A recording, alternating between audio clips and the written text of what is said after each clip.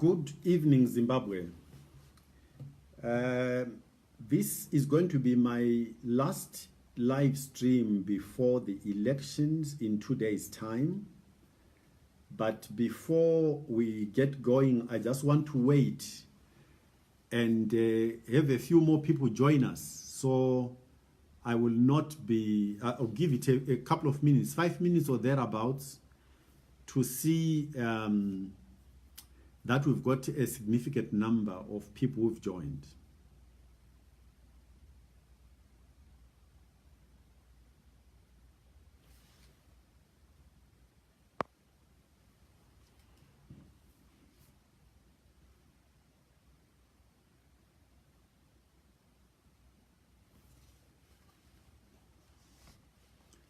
I think I need to adjust something here. So whilst we're waiting for people to join, let's just play around with the technology a bit.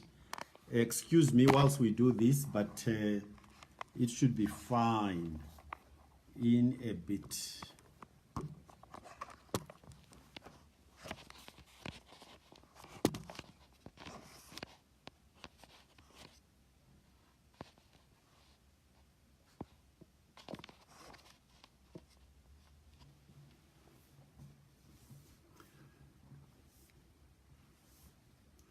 Welcome.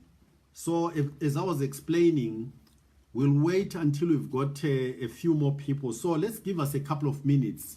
Give it a couple of minutes and wait for a significant number of people to join so we don't leave them behind. So I hope that those of you who have joined do not mind. I can see Grace in London, Tendi, I think. I'm not sure where you are joining us from. Emmanuel, Zingira, Wongi Wendondo. So just bear with me and let's get a few more people to join us. Tawana Nyasha, welcome.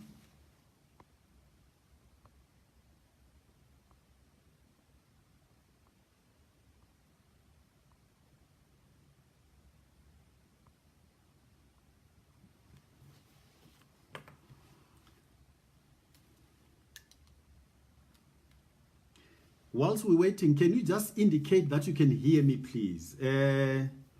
How are you going to indicate? Put your like so that I can communicate with me so I can see you can actually, well done, Teacher Owner. So you can hear me. That's good. And you can see me okay? Well done. Thank you.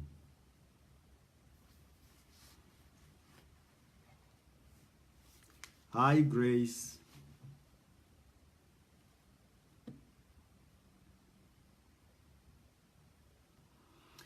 So let us start. I mean, I know that some people will join as we go along. Let me tell you how I want to structure tonight. I would like to make some introductory remarks for about 10 minutes or thereabouts, roughly. Then I want us to have a conversation where I answer your questions for about what, 40, maybe about 40 minutes thereabouts. And then again, another 10 minutes at the end for me to wrap up on the sort of giving our last views on how we believe as APA that we should approach these elections.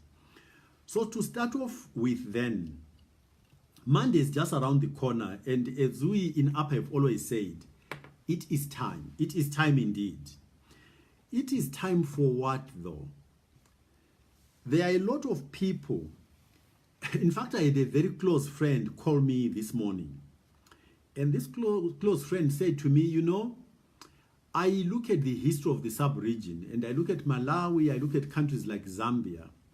And when the first change happened, or after the first change happened, it became much easier post that for those countries, the citizens and the electorates of those countries to continuously change their presidents. Then I asked this friend of mine whether, in her view, these countries, all the time from the point when the first change happened, whether she believed they'd achieved qualitative change since. And she had to admit that actually when you look at it, there is no qualitative change that has happened. Yes, they've been spinning their wheels, they've been able to take presidents out and so on and so on.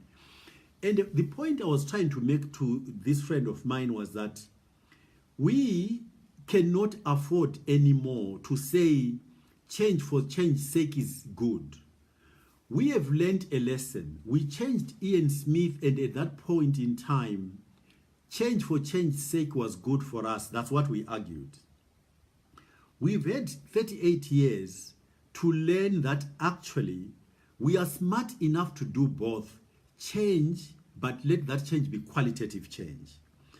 And so for me, it's one of the things as we approach these elections, we really need to think through incredibly carefully.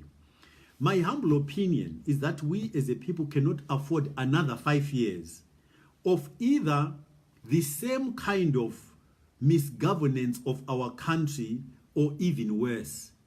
I put it that way, and this is not going to sit very comfortably with us, but I think if you want to be really objective, this is true. In 1980, we got rid of UDI, stroke colonialism.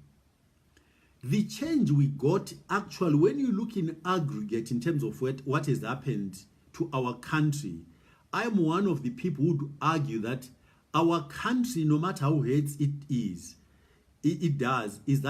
was run much better under Ian Smith than it's been run since. Now, do I want a repeat of this? My opinion is no, I don't. I don't, because it's not necessary, it's avoidable. We can do change and also make it qualitative change. We have learned something. We know where we are. We know where our country is, and we know what we need to do. So let us not shortchange ourselves and say any change is good enough, and we wake up tomorrow to find that we've got another ZANU just in a different name, or even worse than ZANU. When in fact, we have got an opportunity to get qualitative change and get our country on a recovery path. Why would we choose something other than that? So one of the issues is change just for its own sake is not good enough. We've got, I think, options which allow us to get both change and let that change be qualitative change. So that's the first point. Second point I want us to discuss, if you will, and also think about as we approach these elections, is that in most countries, not just Zimbabwe, the people who make the most noise are actually a minority. Democracy, if there is anything that is not working for democracy, in countries where eligible voters choose not to turn up and vote, is that we call it democracy, but actually it's rulership by the minority. They are very vociferous, they talk a lot, they go marching, they go to rallies and so on. And a lot of us tend to be satisfied with being a silent majority. I think that if we want our country to turn around, we have to take personal responsibility and not continue to be a silent majority. Let everybody who registered go through a process of thinking through what our country needs, and go and absolutely make your voice heard through exercising your vote. Don't stay at home. Don't be impatient. Even if those queues are long, go and get food in relays if you must, but we must not be satisfied to be a silent majority. And Zimbabweans in particular are very good at this. Why do I say this? We've gotten into the habit of saying we make a plan. We make a plan to look after our families and let the rest look after itself. So a lot of the people in this country at the moment who know exactly what ought to be done choose to build their own prisons, if I may call it that. So they buy a house or build a house. They put a wall around it to stop people coming to steal from them. They drill a borehole in order to get water. So that's why I am calling it a prison. We think we are okay, but we can build a much nicer country where we can live peacefully and prosperously provided we do not stay as a silent majority. So that's my second point. My third point is that when you look at, again, Zimbabwe and the state of this country, as I have campaigned, everywhere I've gone, people have been incredibly clear about what needs to be done. Most people will simplify it to one thing and one thing only. And what that thing is we want jobs for our people, especially our children. We trained them. They went to school. They passed exams, but they are hanging their certificates on the wall. And they are selling airtime in spite of getting degrees, first-class honors degrees and the like. And parents out there are puzzled about what has happened. They can't really understand. So I think all of us can agree. We kind of reasonably understand what the job that needs to be done is. I want to just expand it a little beyond what the ordinary person would articulate. After all, I think that's the role of leadership. So I think that we need to manage an economy prudently. I also think, though, we need to build a united country. In other words, we need unity in our nation. We need a peaceful country. We need a country that can be respected. And some of the things involved in this are that we need to get rid of corruption. We need to get rid of nepotism, cronyism, and patronage. We need a leadership that will lead by example in showing our people what constitutionalism means. Some of you have heard me say, I see time, I'm going to wind up in a minute. You've heard me say, a lot of us as parties should not have written a manifesto. We should have put out just one sentence. We shall comply with the provisions of the Constitution, because all of the things we need to do are covered, including inclusivity, devolution. It's all there, looking after the youth, women, and the disabled in our society, prudent management of the economy, transparency, no corrupt. It's all in the Constitution, but we've never done it. So we really need to think long and hard about any evidence that the people who are contesting in their ordinary daily lives do not comply with these requirements. We should not kid ourselves. If you want somebody else who is articulated it much better than I can, go and listen to Michelle Obama's video when she was talking about Trump and what people should expect. What you see during the campaign and in the way somebody leads their life before they are elected, you're going to get that and more once you put them in office. So let's not kid ourselves and think that we can allow somebody who cuts corners, somebody who is happy to lie, somebody who is happy to use hyperbole, things which don't make sense, and hoodwink the population into electing them. And you think once they're elected, they're going to change. They are not going to change. So on that note, let me say, it is time for all of us to do the right thing and welcome questions. And at the end, I'll come back and just give you some closing remarks for another 10 minutes. So let me look at what is coming through and respond to that.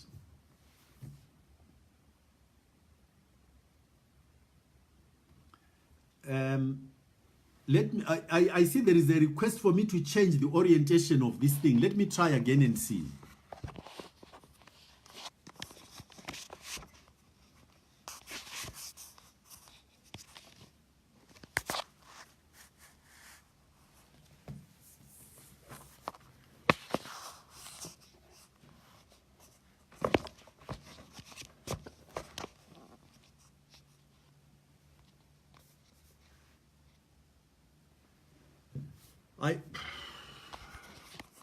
I'm not sure whether that is better.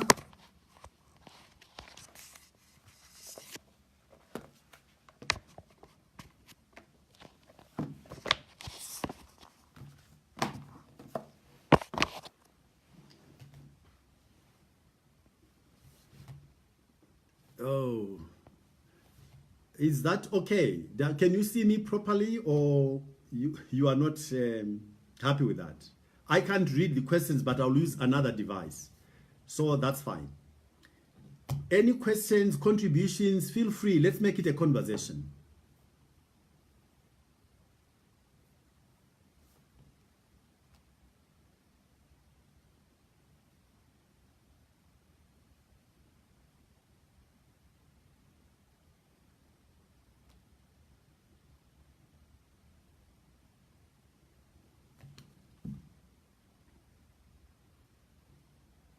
I'm not seeing any questions. You want me to talk some more, or you want to tell me what you think?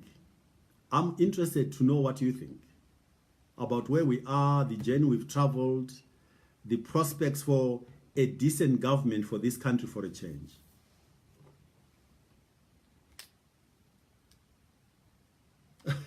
Somebody is saying turn it back. So, okay.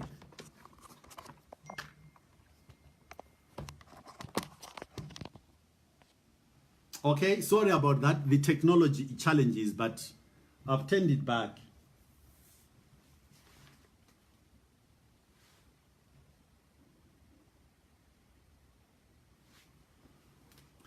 Any questions?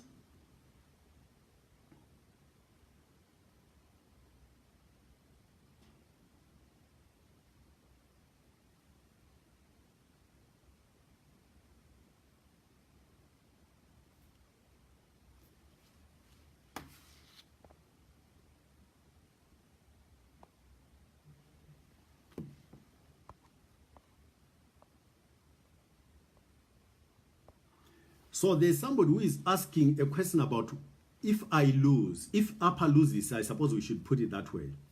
You know, at this point in time, I don't even want to entertain that question because I think that's a very problematic question for me. Everywhere I've gone, even my protagonists have admitted that the APA manifesto is one of the better ones. I just do not want to call it the best. Let's be prudent and call it one of the better ones. People have also conceded that in terms of, not just because it's me, as I've told people, there are many Zimbabweans out there who can run this country better than I can ever do. But of the people who've put their name on the ballot box, I still believe that a lot of people concede that I am the better candidate. If you put those two things together, why would we not have the confidence that Zimbabweans will turn up and vote for me and win? Why do we want to entertain any other possibility? And incidentally, some people have had the audacity to say, go and join Chamisa. Somebody even said, go and join ZANU. And I said, but firstly, I've tried it before. I've agreed to join at the invitation of President Mugabe, as you'll recall.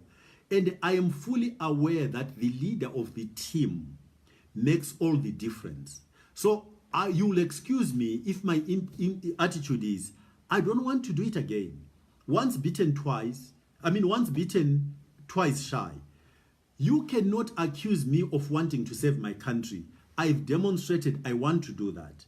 But you cannot at the same time then say, go and join. If you as Zimbabweans choose somebody else with a different manifesto, a different agenda, then I think you should lie on the bed you make. You make your bed, you must lie on it. It means when you make that choice in a democratic process, that's what you want. And I don't think I've got a right to then interfere. They should run the program that you will have voted for. That's my humble opinion. So as of now, I must say the prospects of me joining somebody else's team are zero. That's my view. I'm out there, I've offered myself, and Zimbabweans are welcome to choose me. And then we can get our country to work properly. What happens if ZANU, the question has been asked by Mtulisi, and he says, what happens when ZANU refuses to hand over power? You know, to be honest with you, Mtulisi, my view is that when you look at our public sector, army included, I don't believe that we are at a point in time where ZANU will be able to get away with not handing over power. I think Zimbabweans will not allow it to happen. It's not even a question of one opposition party or other.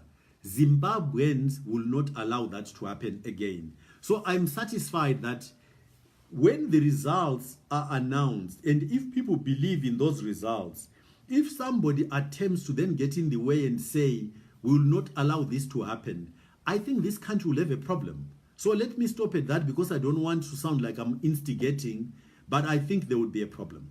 So let's just go on the basis that whatever sector of our community and institutions will support, as the president said, the voice of the people is the voice of God. It's not from me, it's from him. And he is from ZANU. I've answered the other offer from another party, so I'm not going to do that. Somebody else is going on about the same thing. Let's be rational, people. If our manifesto is the better manifesto, and if I'm the better candidate, just go and vote for me. Then this problem will not arise. The question will not arise. APA's position on land. APA's position on land is that we need a very factual starting point. So we need a land audit.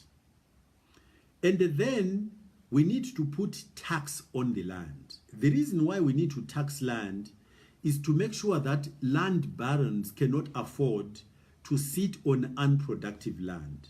So we'll put taxation on the land. Either it's productive or they will hand it back.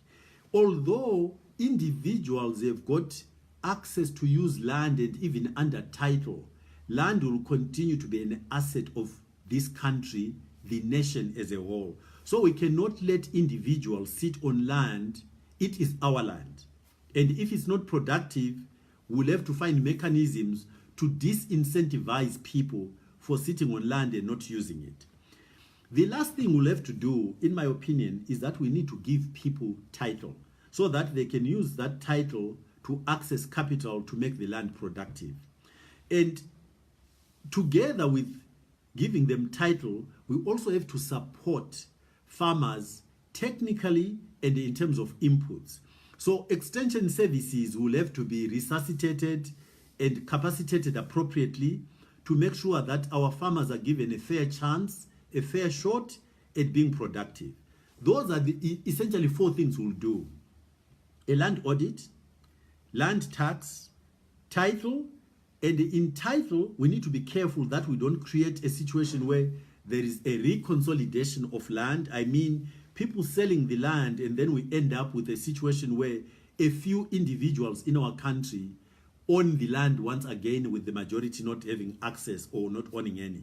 So we need to be careful about the structuring. And lastly, we need to, government has to come up with financial as well as technical support programs to the farmers to increase our productivity. That's the approach to land.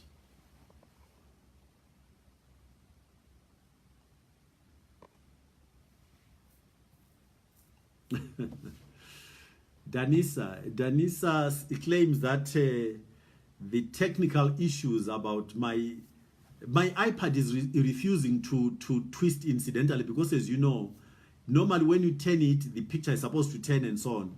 I turned it and the technology is not cooperating, but Danisa has concluded that the upper election strategy is as problematic as the iPad technology. Well, Danisa, that's your view. You are welcome to it.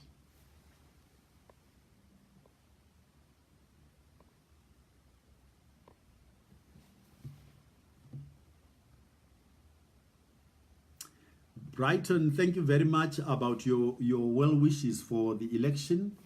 Yes, I mean, you know what? I am absolutely convinced that we can get Zimbabwe to function so well that we'd all be proud of it. We know that as a people, we've got the skills that are necessary. Those skills have just not been given space to express themselves in the way our country is run. And under APA, we'll go out of our way to attract those skills back and make sure that Zimbabwe fields the best team possible for us to run a winning country. That is eminently doable, as we've demonstrated in terms of Zimbabweans being, in most cases, overrepresented in global institutions. So we want some of those skills back at home, and we'll get them.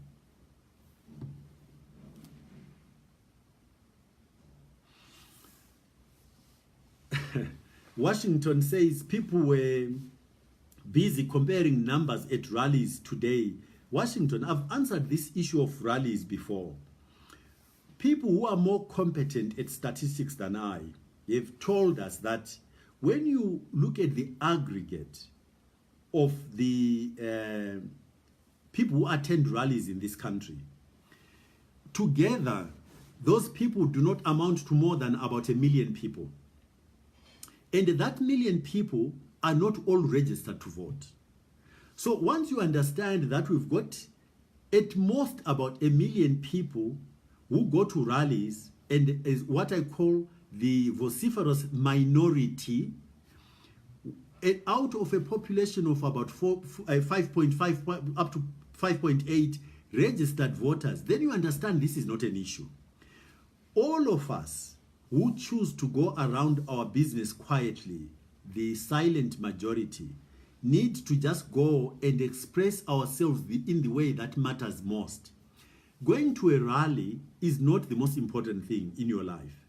Going to vote, however, is important, and make your vote count. And then all these numbers that are being compared will come into the correct light. By the way, let's remember that in 2013, MDC had very big rallies. I can't remember, star rallies, I think that's what they called them. And a lot of fair-minded people, independent people, say MDC lost honestly, genuinely, the elections in 2013. Unlike 2008 when they won and the election was stolen from them. So the rallies are not an indication of what is going on out there. By the way, also you need to realize that these numbers at rallies are a result of people being bussed to rallies from all sorts of parts of the country. So even they themselves are engaged in an exercise of creating smoke screens about how much support really is at those rallies. So let's not worry about these rallies. Let's just be clear about one thing. The majority of Zimbabweans do not go to rallies. The majority of Zimbabweans, incidentally, no, not just Zimbabweans, the majority of any population do not belong to a political party in any country. People who belong to political parties are a minority, but people who support a program during an election determine the outcome. So again, if you put together ZANU members and MDC members, card-carrying members, there will be a minority compared to the people who go and vote. So let's make our numbers, the silent majority, count by going to vote and ignore the noise that the vociferous minority is making. Let's get back our country from them and run it properly.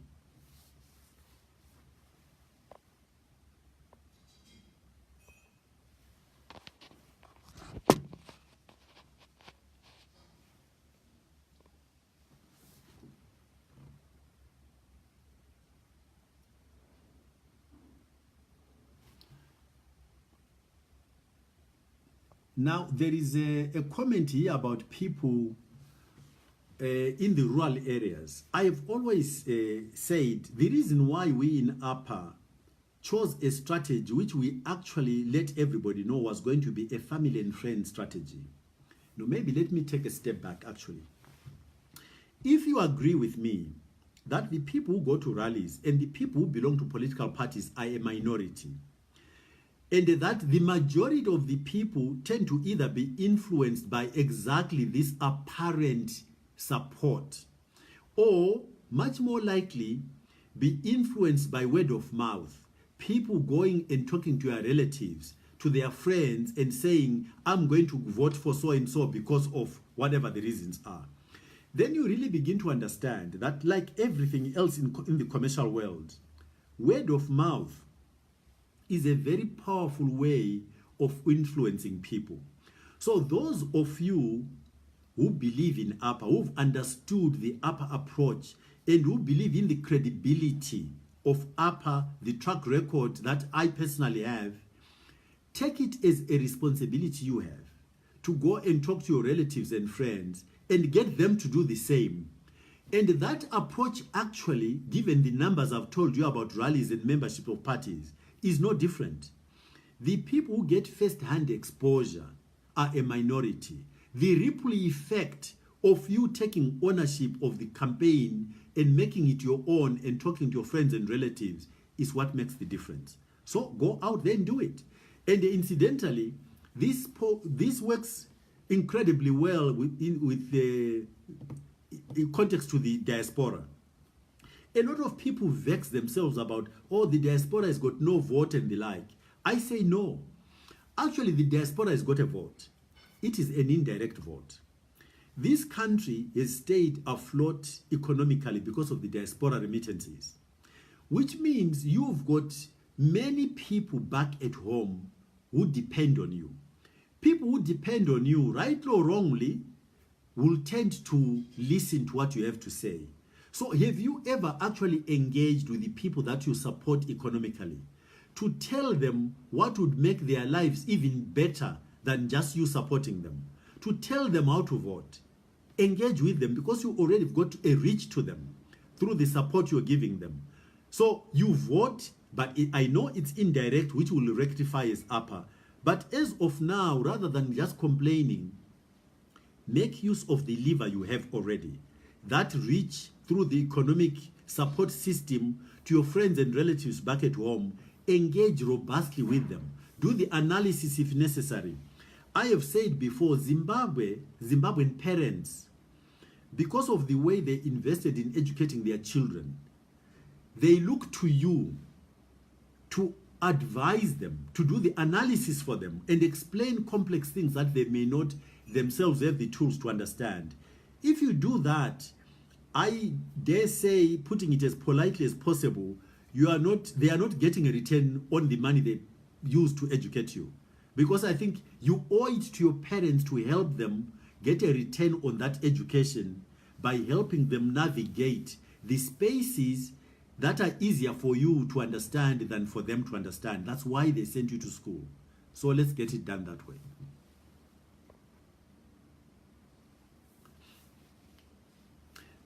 Do I believe that there will be election rigging attempts? Of course I do. I mean, this is not going to be any different. I think what ZANU set out to do was to woodwink all of us. But I think there are two things to notice here. There is an expression which says when you let the genie out of the bottle, often most of the time it's very difficult to put it back. ZANU set out to woodwink us, but I don't think they'll get that particular outcome. That's the first point. Second point is that I think that rigging an election is done in the margins. It's easier if the numbers you are dealing with are small numbers. It's more difficult to rig an election if the numbers you're dealing with are big numbers.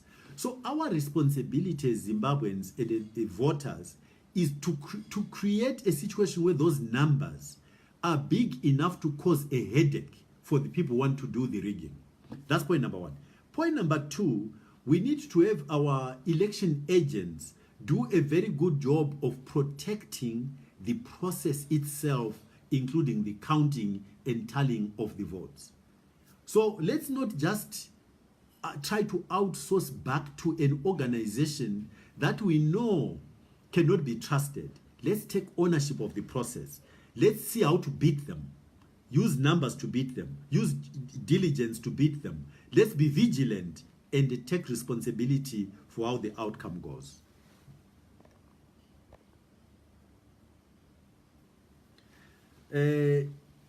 Tichawona asks whether Zimbabwe can ever be a country like Singapore. There is no doubt in my mind whatsoever. In fact, no, Zimbabwe can be better than Singapore. Let me tell you why. We've got resources that Singapore does not have. We've got amazing human resources. You've got an amazing climate for both tourism and agriculture. We've got natural minerals that Singapore does not have. So how can we say, can we ever be like Singapore? We've got resources that are way beyond anything that Singapore can ever dream of getting. So we can be a country much better than Singapore. It can be done. And we'll get it done. Just vote upper and you'll see. Within a couple of years, the turnaround will astound you. This is a management job. It's like a project management assignment. We can get this done. It's not difficult.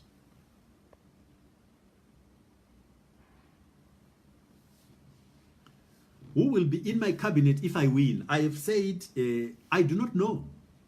I don't know, because we are going to get people who want to be in that cabinet, Zimbabweans who want to participate in turning around their country to apply for jobs. If you want to field the best team in anything, sport being a very good example, you don't just go hand-picking people who are nice to you, who are your friends and so on. You choose people who've got a track record and a competence in the areas that you want to manage.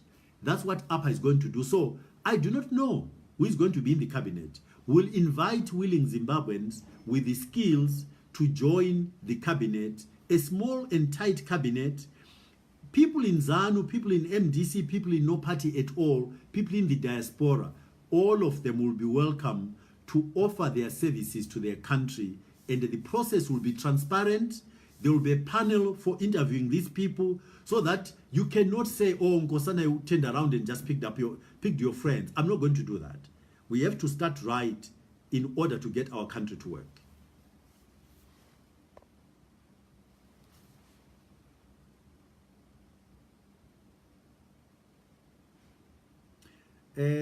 Jonah is asking me how it was to have a man of my stature go door to door. I'm not quite sure what the question means, but Jonah, what I can tell you is that this exercise turned out to be more beneficial to me than I'd realized at the beginning.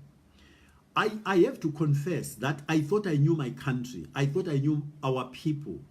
But actually the exercise of traveling right through the country and engaging with people in their environment without calling them to a big meeting allowed me to come face to face with the reality and the damage that has happened in our country.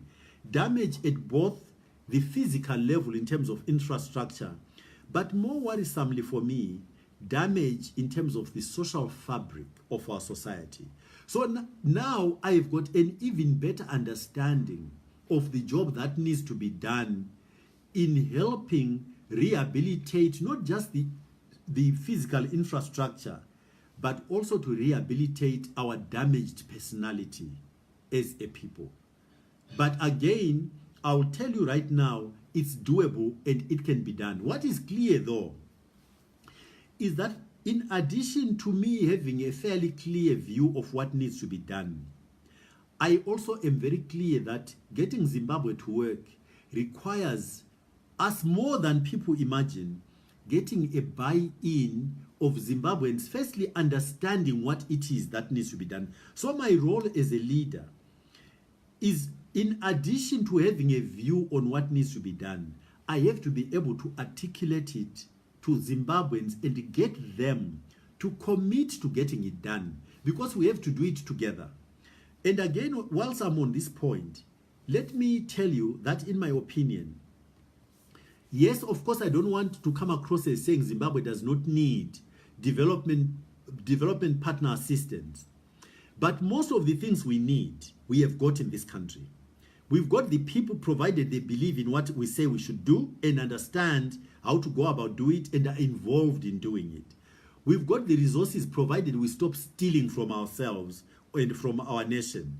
We've got the resources also, provided we start being clear about sequencing and prioritization and reducing consumptive expenditure and diverting it into investment in human development and infrastructure to make sure that the economy can then grow on that platform.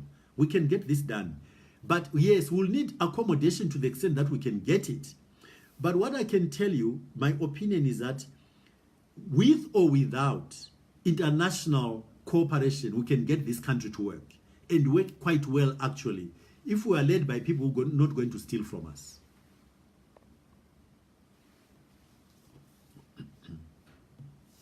Gary, if Mnangagwa wins, it means Zimbabweans will have chosen Mnangagwa and his program. And I think therefore it would be the expected thing that Mnangagwa should deliver to the people the promises he made and show that the people, the trust that people put in him was justified. I don't think it's for me to then interfere with that process. I have got a very different approach to his own approach. I've told you, for instance, that when he went to Davos, I would not have gone to Davos. I would have started rebuilding my country from inside, because I don't believe that it is sanctions that killed Zimbabwe. I believe that it is corruption and nepotism and the inability to introspect properly that killed this country. Clearly, if he believed in the same things, he would have produced a manifesto which talked to those things. He didn't. If Zimbabweans then logically go and choose him and choose the manifesto program he proposed to them, I don't think it's in my place to go and interfere with that project. I think he should then deliver to the people who will have elected him.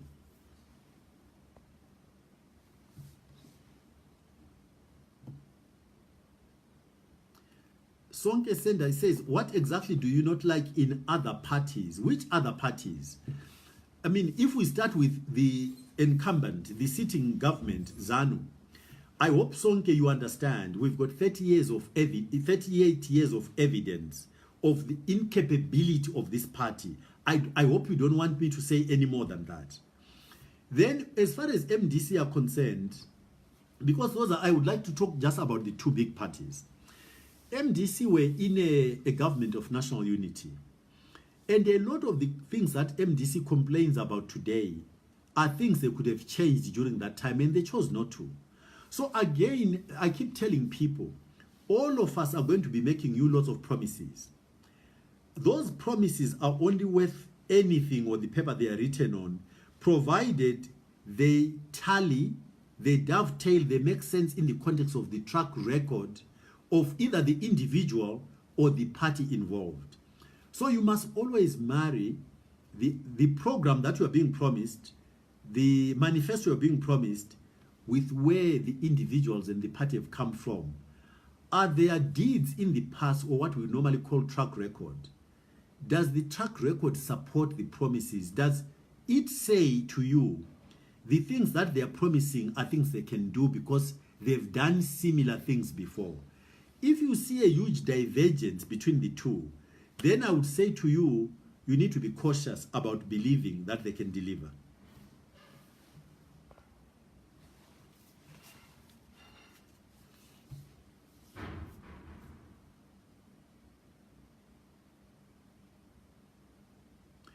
Mark, you ask how we can assure that our leaders engage in continuous professional development. You can't assure that. If you're a leader, it's your responsibility to develop yourself. But as a government, we will put facilities in place. But you, as they say, you can take a horse to the river, but you can't force it to drink. So ultimately, it is the responsibility of the individual, when the facilities are in place, to invest in continuous self-development.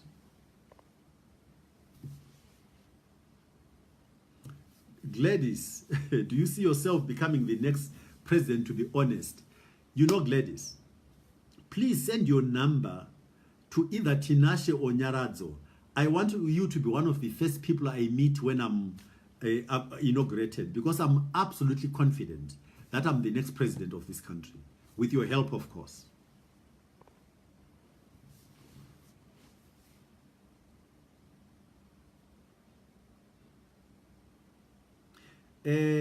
Sean, you ask whether if I got 49%, who I would invite. Firstly, our process says if there is no winner in the first round, then all the other contestants are going to be eliminated, and only two will then move on. The top two will then move on to a second round. I actually think that the second round will be decisive. So I think your question about an alliance in forming a government actually will not arise. But remember that what APA said is the following. We as APA are going to form a government for this country that takes resources, human resources, from wherever we can get them, of Zimbabweans who are competent, including from other parties. And by definition, therefore, what we're saying, there is nobody who will be excluded because they belong to any particular party. But what I'm not prepared to do, and thanks for asking this question, personally, Call it naivety if you like, but this is where I stand. I will not do a deal with party leaders, because doing a deal with party leaders makes a very basic assumption which is not justified. Party leaders do not own the people of this country. I want my mandate to come from the people directly. So no deals with party leaders. When you do deals with party leaders, where you end up is that they want to be given jobs even when they are incompetent. I'm not doing that. I want my mandate to come from the population of this country so that I can have the freedom to construct my administration the way I believe. So that's where I stand. That's why up to today is not in an alliance. We want our mandate from you, the people. We want you to choose your chief executive and then let the chief executive assemble the executive team. That's the way we want to go.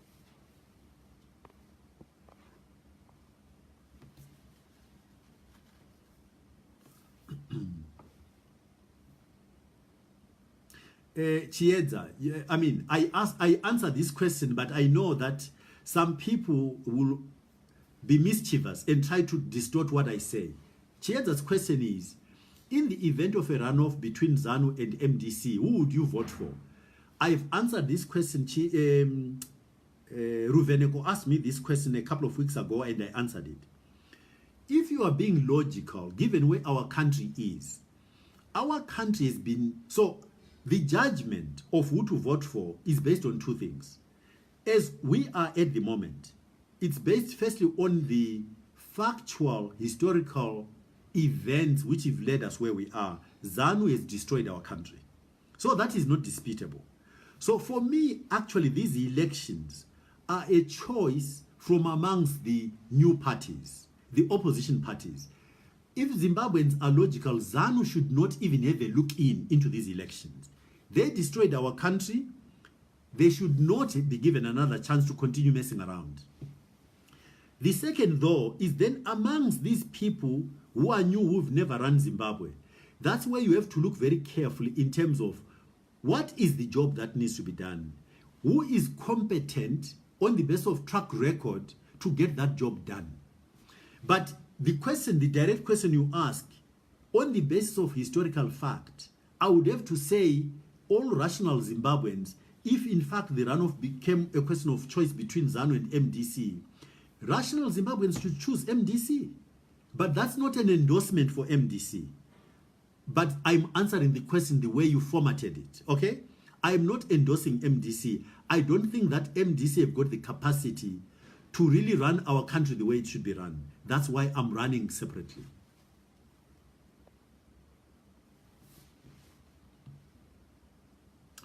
Tapua, you've asked the same question about me being part of some alliance. I have said I offered myself to Zimbabweans.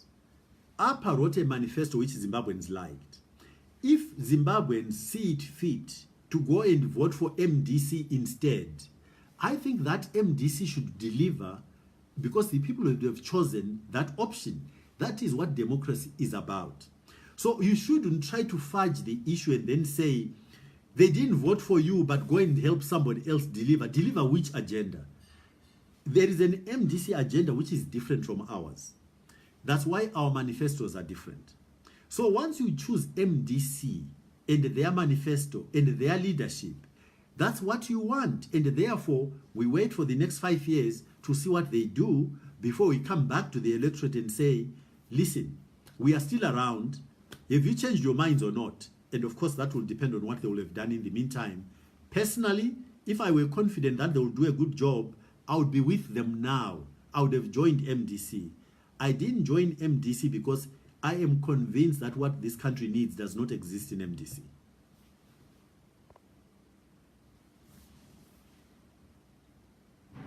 Farai is not that if APA lose, it will surely lose. Well, Farai, you are right. You've got a right to your own opinion, and there's absolutely nothing wrong with that. It's a democracy. So that's what this exercise is about. You've got an opinion. You've got people you support, parties you support, like all other Zimbabweans. Let's see what happens on Monday. In Shona, they say usayera nyoka negabi iyo iripo. In other words, don't speculate and use different ways of measuring something that is physically present. The elections are around the corner. The election results will tell us where we stand exactly.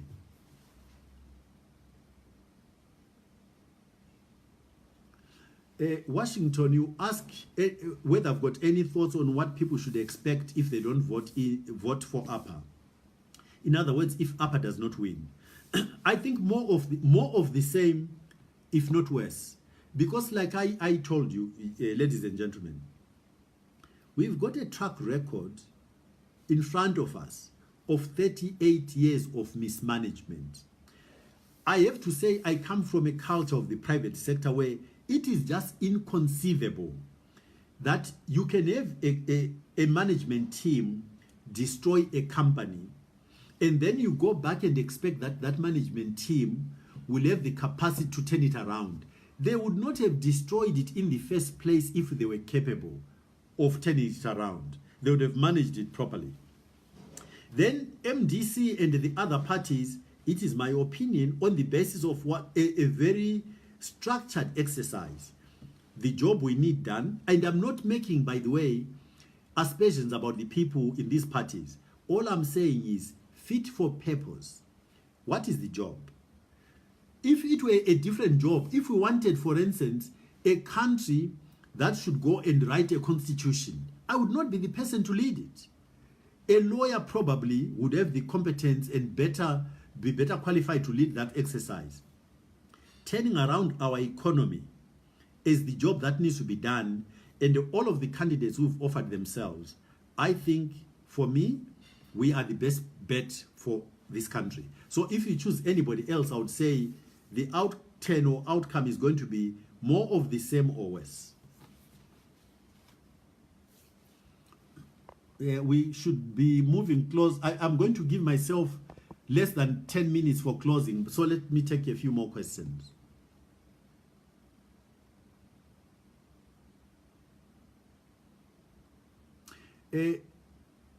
Wuto Leswe is claiming, it's a claim, that our plan is good, but we don't have the numbers on the ground. I don't think you know that, Wuto.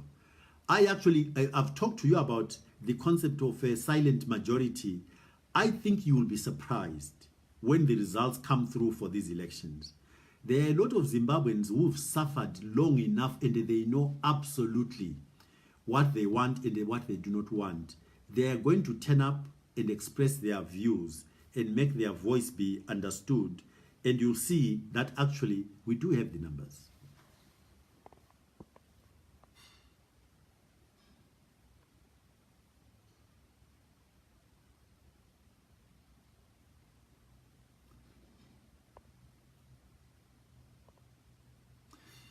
Nox Sibanda is saying you don't have a party majority. I do not know what that's got to do with anything, but let me explain it anyway.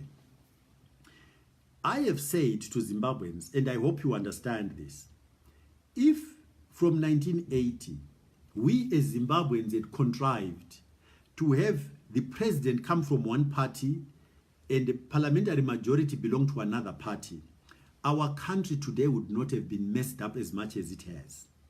So if there is any lesson to extract from that, is that actually we are better served having a president who does not have a parliamentary majority.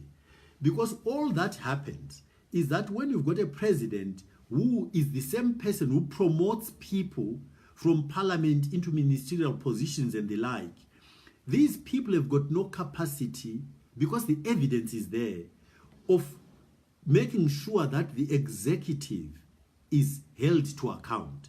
They've never done it. They are not going to start now. So the best arrangement for us, I dare say, not just Zimbabwe, but most of African countries, is to have a president who does not control parliament.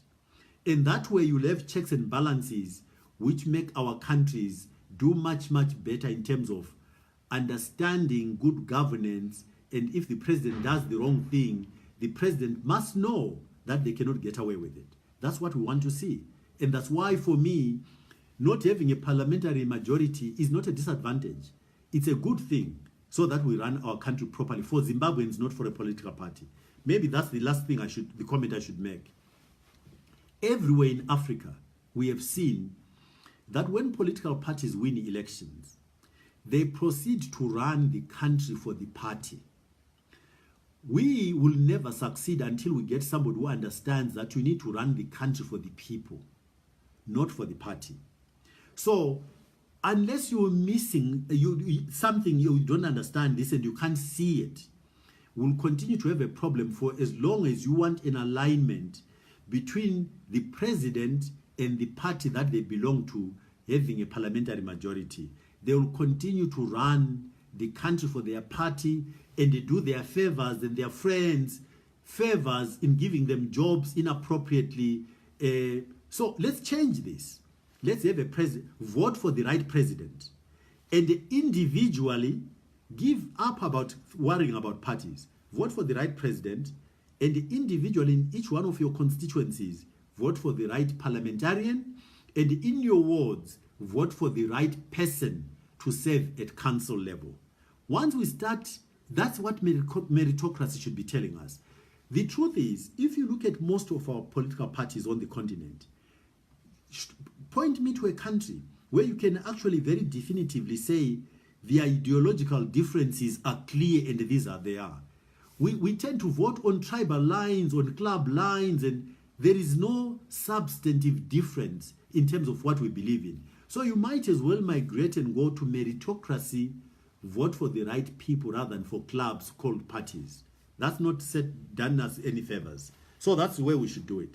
So to close, I just want to repeat, we have got a unique opportunity, in my opinion, to get the correct fit, define what the job is, and look at the candidates and choose the right person to run our country at this point in time. We are not at war. We don't need soldiers running this country. We are not fighting a war. So let's choose the right person for the job. The job we have to do at this point in time is to get our economy to work, is to get our nation united, is to get peace in our country, to make our country prosperous, and get our country to be respected again globally. So we need somebody who will interact and understand domestic issues and absolutely get on top of them, but understand also that getting Zimbabwe to work is going to take Zimbabweans collectively to work, to agree a plan, agree prioritization, and then deploy the resources we have, our own resources in the first instance, manage those properly, and then if other people choose to come and work with us, by all means we welcome them. But our starting point is, let us manage our own resources diligently, prudently, and in a manner that is as transparent as possible. And when we do that, our country cannot go wrong. We've got the people, we've got the resources. So go out there and do the right thing. If you can't go out there personally, use your indirect influence with your networks. Talk to your relatives, talk to your friends, and make sure they understand the issues and make them, or not make them, persuade them to go and do the right thing. I can assure you, we can get our country to be an example of what both democracy and good management look like. Thank you very much and good evening.